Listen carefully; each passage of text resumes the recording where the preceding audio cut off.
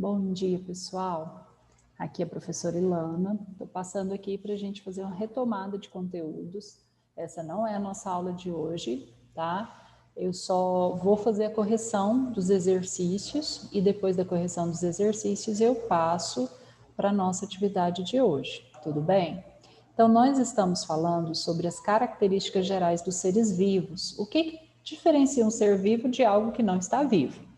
As principais características específicas dos seres vivos, específicas não, mas que são comuns a todos os seres vivos são a composição química. Todos os organismos eles são formados por elementos químicos, mas isso não é exclusivo dos seres vivos. Substâncias, corpos, objetos também são compostos por elementos químicos, tá bom? Mas nos seres vivos tem alguns elementos químicos que são muito específicos, que são encontrados em todos os seres vivos, que são carbono, hidrogênio, oxigênio e nitrogênio. Além disso, os seres vivos são formados por células. Todos os seres vivos apresentam material genético, que é o DNA, que é o que passa de pai para filho, né? Todos os seres vivos apresentam metabolismo, que são reações químicas que ocorrem nos seres vivos. Todos os seres vivos necessitam de nutrição.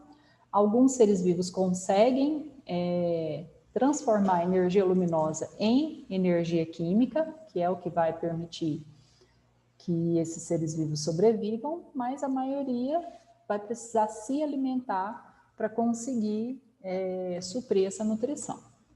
Todos os seres vivos são capazes de se reproduzir, são capazes de responder a estímulos, luz, frio, calor, tudo isso são estímulos e os seres vivos são capazes de responder a esses estímulos e evolução. Todos os seres vivos estão sujeitos aos processos evolutivos, ok? E aí eu passei um exercício para vocês e agora eu vou corrigir esse exercício, tá? Número 1. É comum dizer que todos os organismos são formados por células, estruturas conhecidas como a unidade funcional e estrutural dos seres vivos. Alguns organismos, no entanto, são acelulares e, por isso, alguns autores não os consideram vivos. Entre os seres listados abaixo, qual é o único que não possui células em sua constituição? Então, nesse caso aí, nós estamos falando dos vírus. Os vírus, eles não têm células verdadeiras, eles não têm uma tipologia específica de seres vivos. Tem autor que considera os vírus seres vivos, tem autor que não considera. O fato é que eles se comportam como seres vivos em algumas situações, por isso eles são objeto de estudo da biologia também, ok? Número 2. Por metabolismo, entende-se, letra A, o conjunto de processos responsáveis pela eliminação das substâncias tóxicas ao organismo? Não. Letra B, o conjunto de processos através dos quais diferentes materiais são incorporados ao organismo ou usados como fonte de energia? Sim. O processo pelo qual o alimento ingerido é preparado para absorção? Não é só, o metabolismo não se restringe a isso.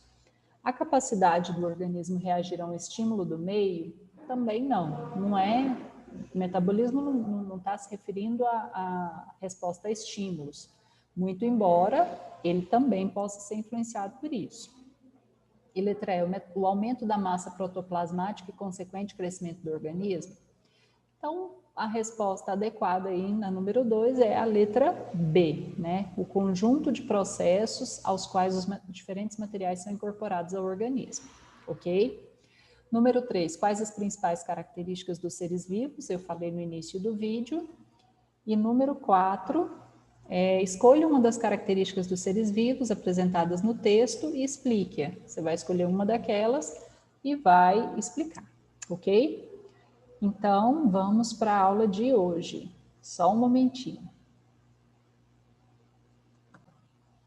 Então, pessoal, vamos continuar nossa aula.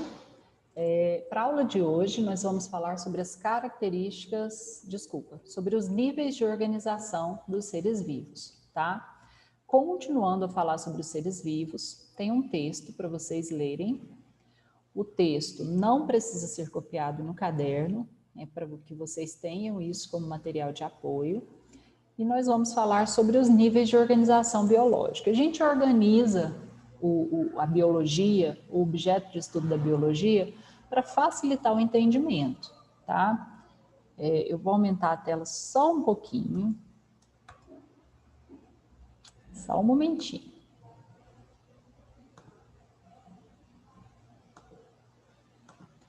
Para que a gente possa ler direitinho, tá? A enorme diversidade de temas que são estudados pela biologia podem ser organizados em níveis hierárquicos e cada nível tem seus métodos e explicações, tá? E são objeto de estudo dentro da biologia. Então, nós vamos começar do maior nível até chegar no menor nível, tá? Então, o maior nível de organização biológica é o que a gente chama de biosfera. E o que é biosfera? A biosfera inclui todas as regiões da Terra que têm seres vivos. Então, tem ser vivo, isso faz parte da biosfera. O oceano tem ser vivo? Tem. Então, ele faz parte da biosfera. Lago, rio, a atmosfera e os continentes. A atmosfera até que altura? É uma altura baixa, né? Porque o que acontece? A gente não encontra seres vivos no espaço. Até hoje a gente não encontrou. Então, até onde existem seres vivos, a atmosfera é considerada biosfera, tá? Essa esfera da vida, né, ela não é homogênea em função de vários fatores locais, mas podemos dizer que se estende desde vários quilômetros de profundidade nos oceanos até cerca de vários quilômetros de altura na atmosfera. Então, isso é a biosfera, ok? Número 2, ecossistema. Os ecossistemas compreendem todos os seres vivos e todos os fatores físicos e químicos de uma área particular. Em um ecossistema há interação entre os seres vivos e entre os seres vivos e os fatores físicos e químicos do ambiente, formando uma unidade funcional em que se verifica o fluxo de energia e o ciclo da matéria. O conjunto de todos os ecossistemas da Terra constituem a biosfera. Um exemplo de um ecossistema, uma floresta. Eu tenho uma floresta, lá eu tenho seres vivos, eu tenho plantas, que também são seres vivos, eu tenho fungos, eu tenho bactérias, eu tenho vírus, e eu tenho também os fatores do ambiente, né? Que são o quê? A água, luz, solo, né? Tudo isso junto. Os seres vivos e esses fatores do ambiente formam o que a gente chama de ecossistema. Ok? Número 3, comunidade. Ela também pode ser conhecida por biocinese ou biota e é composta por todos os seres vivos que habitam um determinado ecossistema. Eu estou falando aqui só de seres vivos. O ecossistema compreende os seres vivos e o ambiente, os fatores do ambiente. Quando eu estou falando somente dos seres vivos, eu tenho uma comunidade, tá? Então, a comunidade, então eu tenho um ecossistema, uma floresta. O que é a comunidade? São as plantas, são os animais, são os vírus, são as bactérias, são os fungos, são os protozoários, tá? Então, comunidade, somente seres vivos. População. A população inclui todos os indivíduos de uma mesma espécie de um ser vivo que habitam em determinado local. Por exemplo, todas as árvores de uma espécie de planta que existem em um bosque, ali eu tenho uma população. Todos os indivíduos de uma espécie de macaco que ocorrem em uma área. Eu tenho aqui no Parque Areião, tenho um monte de macacos pregos. Ali eu tenho uma população, são indivíduos da mesma espécie, ok? Quando eu pego todas as populações de uma região, eu tenho a comunidade, ok? Número 5, o organismo corresponde a cada indivíduo de uma população. Então, uma árvore é um organismo, um macaco é um organismo, uma bactéria é um organismo. Então, são os indivíduos na individualidade. Sistemas e órgãos. Então, eu tenho um organismo. Esse organismo, ele pode ser dividido em partes menores para que a gente possa estudá-lo melhor? Pode sim. Então, eu tenho um ser vivo, eu vou falar de mim, eu sou um ser vivo, eu sou um organismo, mas o meu corpo, ele é dividido, subdividido para que possa facilitar o entendimento de como esse organismo funciona. Então, ele é subdividido em quê? Primeiro, em sistemas. Então, eu tenho sistema respiratório, sistema circulatório, sistema digestório, sistema reprodutor e outros sistemas. Eles estão relacionados a um conjunto de órgãos que tem uma função específica. Então, o sistema respiratório tem a função de garantir as trocas gasosas entre o corpo. Dentro desses sistemas, nós temos as subdivisões menores, que são os órgãos. Então, eu tenho lá, no sistema respiratório, eu tenho pulmões, vias aéreas, traqueia, né, nariz, laringe. Todos esses são órgãos que fazem parte de um sistema, ok?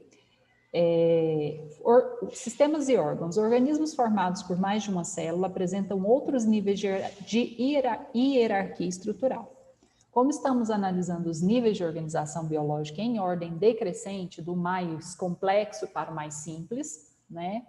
Do maior para o menor, o próximo nível é o dos sistemas. Um macaco, por exemplo, tem o corpo formado por um conjunto de órgãos que colaboram com uma função específica do corpo. Esse conjunto forma um sistema. É o caso do sistema muscular, que é formado por órgãos chamados músculos, que atuam em conjunto numa função, que é a função da movimentação das partes do corpo. O órgão é cada uma das partes de um sistema, ok?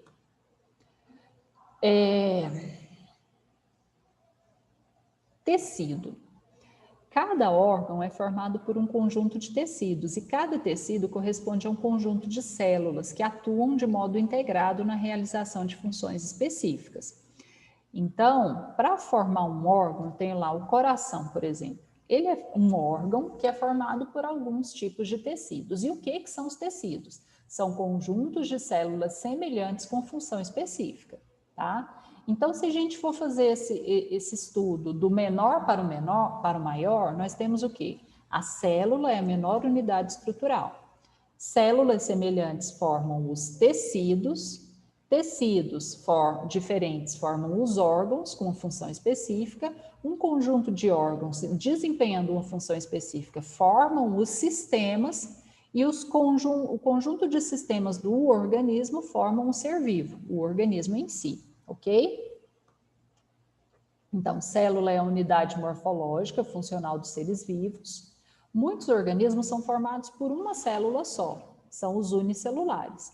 Mas a maioria dos seres vivos são multicelulares. São organismos que têm muitas células e essas células se organizam de uma forma a fazer o ser vivo sobreviver, ok? Ah, mas tem um nível menor ainda do que a célula? Tem, mas ele não é específico de seres vivos, tá? Mas todo ser vivo tem, que são as moléculas. O que são moléculas? Cada molécula é formada por 2 ou mais átomos. O estudo da vida no nível molecular é hoje uma das grandes áreas de desenvolvimento dentro da biologia e tem trazido muitas informações importantes para a compreensão da ampla gama de processos. A biologia molecular, ela interage com vários outros campos dentro e fora da biologia, ok? Então, a nossa explicação de hoje foi, resumindo aqui, a correção dos exercícios da aula passada e os níveis de organização dos seres vivos, ok? A partir de agora são exercícios, vocês têm 2 opções, ou vocês copiam e respondem no caderno de vocês, ou vocês respondem direto no Google Forms, ok? Se você responder no Google Forms, você não precisa me mandar a foto da tarefa pronta, tá? Agora, se você só fizer no caderno, eu preciso que você envie essa tarefa pronta. E aí você vai tirar foto e me enviar no meu WhatsApp? Não. Você vai tirar a foto e colocar a foto lá no nosso grupo do Google Sala de Aula, ok? Se vocês tiverem alguma dúvida em relação a isso, é só vocês me avisarem. Os exercícios, eles são simples, são exercícios de marcar X.